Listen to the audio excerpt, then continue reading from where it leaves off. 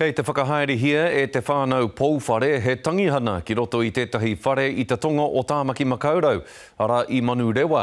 I te mea nā te katinga o ngā huarahi ki tū kaipō ara ki Waiohau, ka rētāia e rātou tō rātou pāpā te whakahoki ki tōna marae.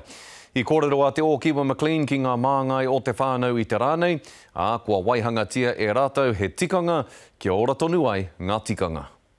Ko te kura o mate, e tangihi ana i tawhiti. No words to express the way I feel losing my brother.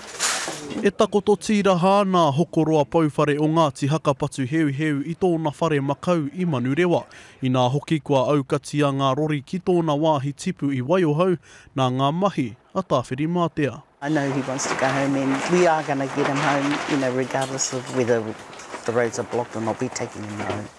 If it means keeping him a couple of more days, well, we will. Engari nā wai i waipuketia e te roimata, ka tahi ka waipuketia e te ua. I nā rā kua riro te whare o Manso i patu tātahi, nā te waipuke, te take. The banks burst just past where we live. Just looking at the news last night, our house was under. The water reached above our windows. So Engari ko tahi noa te kaupapa i tēnei wā. my focus at this time is my brother. We can replace all that. I just need to spend time with him. Ka matea kāinga tahi ka ora a kāinga rua. A nei rā te whānau e utonu nei ki ngā tikanga Māori, aha kua ngā taumahatanga o te wā.